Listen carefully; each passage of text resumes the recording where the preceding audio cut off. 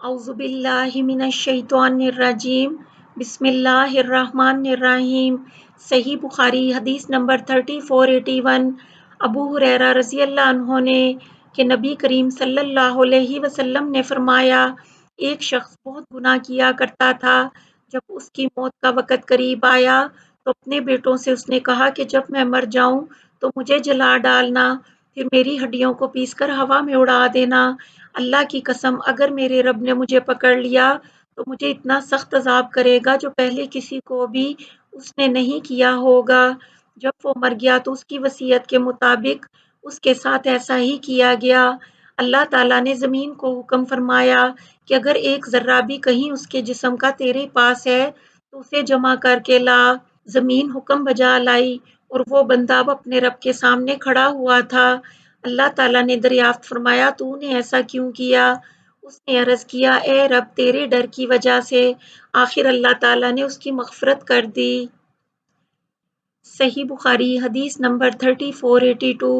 عبداللہ بن عمر رضی اللہ عنہ نے کہ رسول اللہ صلی اللہ علیہ وسلم نے فرمایا، بنی اسرائیل کی ایک عورت کو ایک بلی کی وجہ سے عذاب دیا گیا تھا جسے اس نے قید کر رکھا تھا، جس سے وہ بلی مر گئی تھی، اور اس کی سزا میں وہ عورت دوزخ میں گئی۔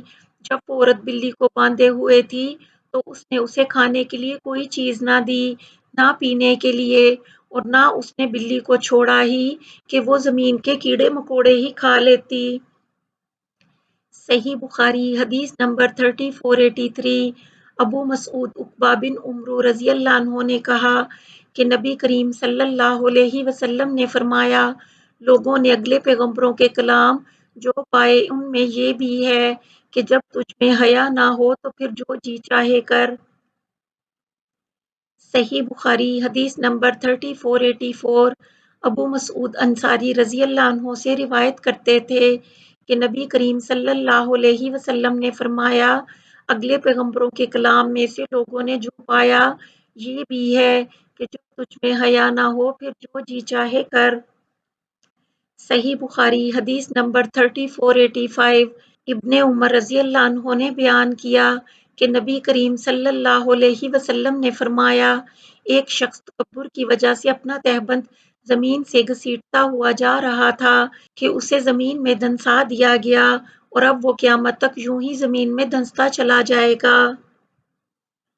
صحیح بخاری حدیث نمبر 3486۔ ابو ہریرہ رضی اللہ عنہ نے کہ نبی کریم صلی اللہ علیہ وسلم نے فرمایا، ہم دنیا میں تمام امتوں کی آخر میں آئے لیکن قیامت کے دن تمام امتوں سے آگے ہوں گے، صرف اتنا فرق ہے کہ انہیں پہلے کتاب دی گئی اور ہمیں بعد میں ملی، اور یہی وہ جمعے کا دن ہے جس کے بارے میں لوگوں نے اختلاف کیا۔ یہودیوں نے تو اسے اس کے دوسرے دن ہفتے کو کر لیا اور نصارہ نے تیسرے دن اتوار کو۔ صحیح بخاری حدیث نمبر 3487۔ پس ہر مسلمان کو ہفتے میں ایک دن یعنی جمعے کے دن تو اسے جسم اور سر کو دھو لینا لازم ہے۔ صحیح بخاری حدیث نمبر 3488۔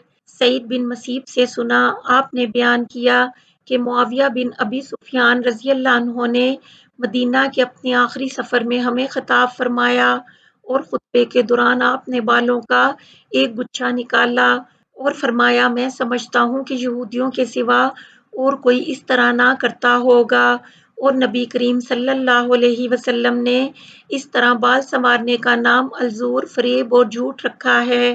آپ کی مراد وصال فی الشعر سے تھی، یعنی بالوں میں جوڑ لگانے سے تھی، جیسے اکثر عورتیں مصنوعی بالوں میں جوڑ کیا کرتی ہیں۔ صحیح بخاری حدیث نمبر 3489۔ ابن عباس رضی اللہ عنہ نے آیت وَجَعَلْنَاكُمْ شُعُوبًا وَقَبَائِلَ کے متعلق فرمایا کہ شعوب بڑے قبیلوں کے معنی میں ہے اور قبائل سے کسی بڑے قبیلے کی شاخیں مراد ہیں۔ صحیح بخاری حدیث نمبر 3490۔ ابو ہریرہ رضی اللہ عنہ نے بیان کیا کہ ایک مرتبہ پوچھا گیا، یا رسول اللہ، سب سے زیادہ شریف کون ہے؟ آپ صلی اللہ علیہ وسلم نے فرمایا، جو سب سے زیادہ پرہیزگار ہو۔ صحابہ نے عرض کیا کہ ہمارا سوال اس کے بارے میں نہیں ہے، اس پر آپ صلی اللہ علیہ وسلم نے فرمایا، پھر نسب کی روح سے اللہ کے نبی یوسف علیہ السلام سب سے زیادہ شریف تھے۔ صحیح بخاری حدیث نمبر 3491 زینب بنت ابی سلمہ رضی اللہ عنہ نے بیان کیا، جو نبی کریم صلی اللہ علیہ وسلم کی زیر پرورش رہ چکی تھیں۔ کلیب نے بیان کیا کہ ہم نے زینب سے پوچھا کہ نبی کریم صلی اللہ علیہ وسلم کا تعلق قبیلہ مضر سے تھا۔ انہوں نے کہا، پھر کس قبیلے سے تھا؟ یقیناً نبی کریم صلی اللہ علیہ وسلم قبیلہ مضر کی ایک شاخ بنی نضر بن کنانہ کی اولاد میں سے تھے۔ صحیح بخاری حدیث نمبر 3492 کلیب نے بیان کیا، اور ان سے ربیبہ نبی کریم صلی اللہ علیہ وسلم نے، میرا خیال ہے کہ ان سے مراد زینب بنت ابی سلمہ رضی اللہ عنہ ہیں۔ انہوں نے بیان کیا کہ نبی کریم صلی اللہ علیہ وسلم نے دبا، حنطم، نکیر اور مزفت کے استعمال سے منع فرمایا تھا، اور میں نے ان سے پوچھا تھا کہ آپ مجھے بتائیے کہ نبی کریم صلی اللہ علیہ وسلم کا تعلق کس قبیلے سے تھا؟ کیا واقعی آپ کا تعلق قبیلہ مضر سے تھا؟ انہوں نے کہا، پھر اور کس سے ہو سکتا ہے؟ یقیناً آپ صلی اللہ علیہ وسلم کا تعلق اسی قبیلے سے تھا، آپ نضر بنی بن کنانہ کی اولاد میں سے تھے۔ صحیح بخاری حدیث نمبر 3493 ابو ہریرہ رضی اللہ عنہ نے بیان کیا کہ نبی کریم صلی اللہ علیہ وسلم نے فرمایا، تم انسانوں کو کان کی طرح پاؤ گے بھلائی اور برائی میں۔ جو لوگ جاہلیت کے زمانے میں بہتر اور اچھی صفات کے مالک تھے، وہ اسلام لانے کے بعد بھی بہتر اور اچھی صفات والے ہیں، بشرط یہ کہ وہ دین کا علم بھی حاصل کریں، اور حکومت و سرداری کے لائق اس کو پاؤ گے جو حکومت اور سرداری کو بہت ناپسند کرتا ہو۔ صحیح بخاری حدیث نمبر 3494 اور آدمیوں میں سب سے برا اس کو پاؤ گے جو دو رخا دوگلا ہو، ان لوگوں میں ایک منہ لے کر آئے، دوسروں میں دوسرا منہ۔ صحیح بخاری حدیث نمبر 3495 ابو ہریرہ رضی اللہ عنہ نے کہ نبی کریم صلی اللہ علیہ وسلم نے فرمایا، اس خلافت کے معاملے میں لوگ قریش کے تابع ہیں، عام مسلمان قریشی مسلمانوں کے تابع ہیں، جس طرح ان کے عام کفار قریشی کفار کے تابع رہتے چلے آئے ہیں۔ صحیح بخاری حدیث نمبر 3496 اور انسانوں کی مثال کان کی طرح ہے، جو لوگ جاہلیت کے دور میں شریف تھے وہ اسلام لانے کے بعد بھی شریف ہیں، جبکہ انہوں نے دین کی سمجھ بھی حاصل کی ہو۔ تم دیکھو گے کہ بہترین اور لائق وہی ثابت ہوں گے جو خلافت و امارت کے عہدے کو بہت زیادہ ناپسند کرتے رہے ہوں، یہاں تک کہ وہ اس میں گرفتار ہو جائیں۔ صحیح بخاری حدیث نمبر 3497 عبداللہ بن عباس رضی اللہ عنہ نے بیان کیا، الموعودہ فی الکربی کے متعلق طاؤس نے بیان کیا کہ قریش کی کوئی شاخ ایسی نہیں تھی جس میں نبی کریم صلی اللہ علیہ وسلم کی قرابت نہ رہی ہو، اور اسی وجہ سے یہ آیت نازل ہوئی تھی کہ میرا مطالبہ صرف یہ ہے کہ تم لوگ میری اور اپنی قرابت داری کا لحاظ کرو۔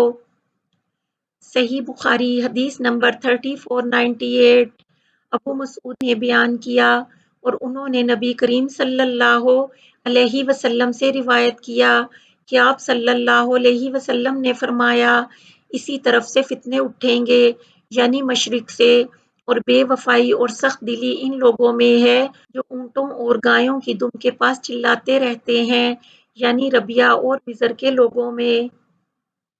صحیح بخاری حدیث نمبر 3499 ابو ہریرہ رضی اللہ عنہ نے بیان کیا کہ میں نے نبی کریم صلی اللہ علیہ وسلم سے سنا، آپ صلی اللہ علیہ وسلم فرما رہے تھے کہ فخر اور تکبر ان چیخنے اور شور مچانے والے اونٹ والوں میں ہے، اور بکری چرانے والوں میں نرم دلی اور ملائمت ہوتی ہے، اور ایمان تو یمن میں ہے، حکمت حدیث بھی یمنی ہے۔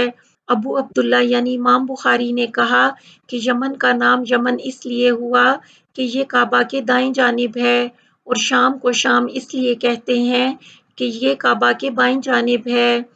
المشامہ بائیں جانب کو کہتے ہیں، بائیں ہاتھ کو الشومی کہتے ہیں، اور بائیں جانب کو الشام کہتے ہیں۔ صحیح بخاری حدیث نمبر 3500۔ محمد بن جبیر بن مطعم بیان کرتے تھے کہ معاویہ رضی اللہ عنہ تک یہ بات پہنچی جب وہ قریش کی ایک جماعت میں تھے کہ عبداللہ بن عمرو بن عاص رضی اللہ عنہ یہ حدیث بیان کرتے ہیں کہ ان قریب قرب قیامت میں بنی قحطان سے ایک حکمران اٹھے گا۔ یہ سن کر معاویہ رضی اللہ عنہ غصے ہو گئے، پھر آپ خطبہ دینے اٹھے اور اللہ تعالیٰ کی اس کی شان کے مطابق حمد و ثنا کے بعد فرمایا، لوگوں مجھے معلوم ہوا ہے کہ بعض لوگ ایسی احادیث بیان کرتے ہیں جو نہ تو قرآن مجید میں موجود ہیں اور نہ رسول اللہ صلی اللہ علیہ وسلم سے منقول ہیں۔ دیکھو تم میں سب سے جاہل یہی لوگ ہیں، ان سے اور ان کے خیالات سے بچتے رہو جن خیالات نے ان کو گمراہ کر دیا ہے۔